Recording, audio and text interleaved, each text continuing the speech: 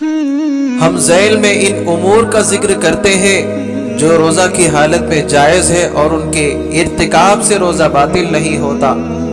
مباشرت کے سبب جنابت کی حالت میں صبح کرنا اور سحری کھا کر غسل جنابت کرنے میں کوئی حرج نہیں ہے۔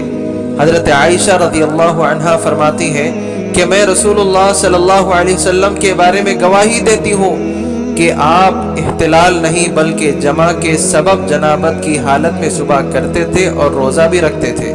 حضرت عائشہ رضی اللہ عنہا فرماتی ہیں کہ ایک شخص نبی صلی اللہ علیہ وسلم کی خدمت میں آیا اور عرض کیا، اے اللہ کے نبی، میں حالت جنابت میں ہوتا ہوں اور نماز کا وقت ہو جاتا ہے، کیا میں اس حالت میں روزہ رکھ سکتا ہوں؟ تو آپ نے فرمایا، میں بھی جنابت کی حالت میں ہوتا ہوں اور نماز کا وقت ہو جاتا ہے اور میں روزہ رکھتا ہوں۔ ابو بکر صدیق رضی اللہ عنہ کسی صحابی رسول سے روایت کرتے ہیں کہ انہوں نے فرمایا، میں نے اللہ کے نبی کو مقام میں دیکھا کہ آپ روزہ کی حالت میں ہیں اور پیاس یا گرمی کی شدت کے سبب اپنے سر پر پانی اڈل رہے ہیں۔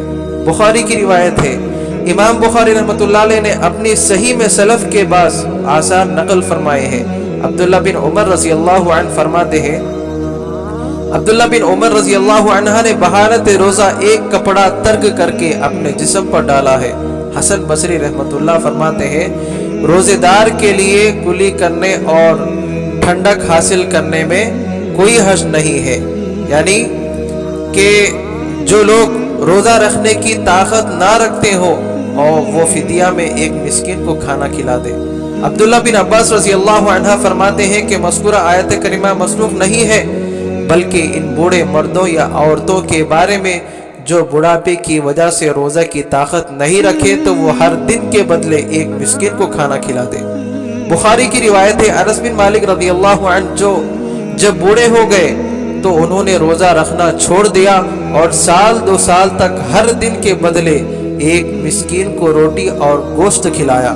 اللہ سبحانہ و تعالی نے جن اسباب کے تحت ماہ رمضان میں ترک صیام کی اجازت مرحمت فرمائی ہے، ان میں سے چھٹا سبب انتہائی سخت بھوک و پیاس ہے۔